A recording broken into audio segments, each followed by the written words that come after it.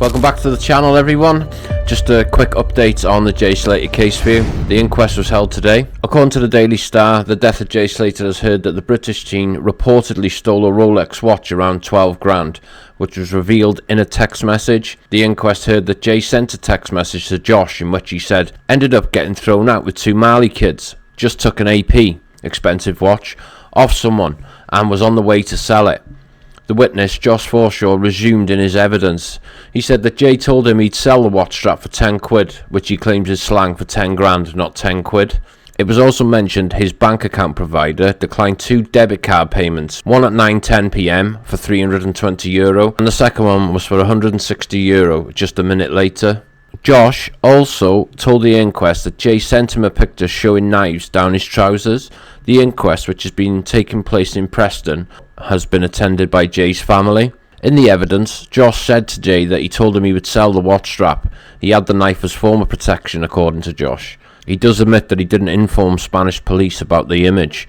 The inquest also heard the text that read, just took a 12 grand rollie off to get 10 quid for it now. Josh returned home to the UK. He informed Lancashire police about the image which Jay sent him, in which he apparently had knives concealed in his trousers. Josh met Jay and his friends and they queued to board the plane from Manchester to Tenerife. Josh later shared contact details with Jay and met the group at the music festival. Josh said that Jay seemed dead happy and that he was off his head on drugs.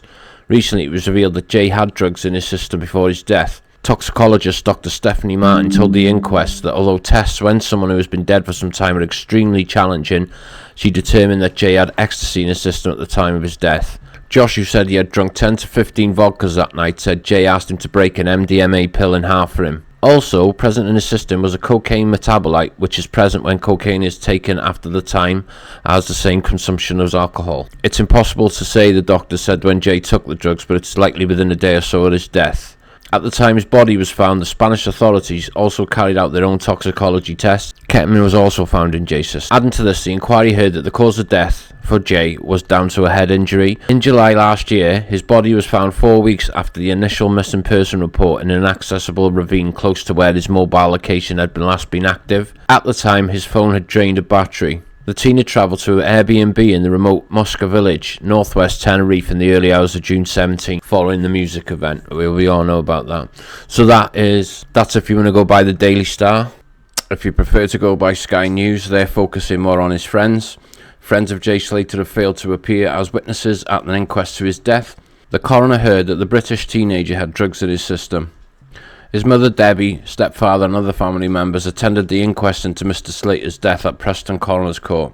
Miss Duncan broke down in tears as she told the hearing that she still had questions that needed answers. The hearing, scheduled to last one day, was told extensive efforts have been made to reach several witnesses who were in contact with Mr. Slater before he disappeared, which included summonses being issued. However, a number of witnesses have failed to respond, including Mr. Slater's friends Bradley, Brandon, Lucy, all of whom were out with him at the music festival, so none of them have turned up. Too many were staying at the Airbnb. They have not been traced. Miss Duncan said, how can we ever get an understanding? There's things we want to question. We want these people to be sat in front of us because our son went on holiday and he didn't come back. There's lots of questions we need to ask. Coroner Dr. James Adley agreed to adjourn the hearing at the request of Miss Slater's tearful mother, who asked for the witnesses to be brought to court to give evidence before the inquest. Yeah, they should all be there, and if you go along during Wednesday's hearing, Home Office pathologist Dr. Richard Shepherd detailed Slater's injuries. He described extensive fractures from the left side of his head, extending into the bottom of his skull. Fractures to the left side of his pelvis and hip joints. Dr. Shepherd said the injuries were entirely consistent with a heavy fall from height, landing on his head. Asked by the coroner if there was any suggestion of assault or restraint, he replied, nothing to suggest an assault.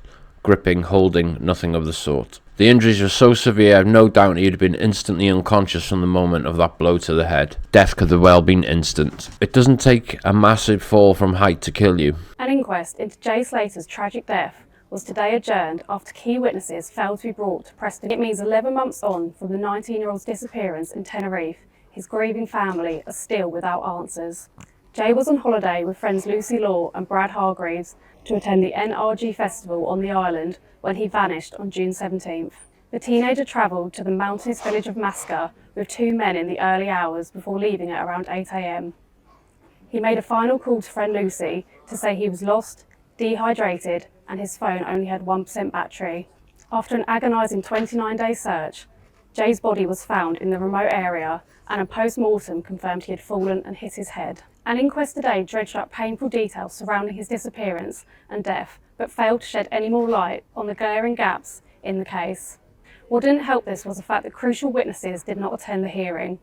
Lucy and Brad didn't show up, and neither did the two men Jay went back to the Airbnb with. Senior coroner Dr. James Adley told Jay's family during the hearing that extensive efforts had been made to trace them, but calls and emails went unanswered. He also added that in most cases they were either unknown at the addresses held by police or there was no answer. Toxicologist Dr. Stephanie Martin told the inquest how traces of ecstasy, cocaine and ketamine were found in Jay's system.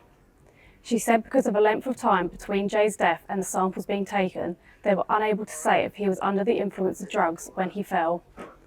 Dr. Adley said, and I quote, "When drugs are involved in a death, the witnesses are less than forthcoming and do not wish to speak to the authorities."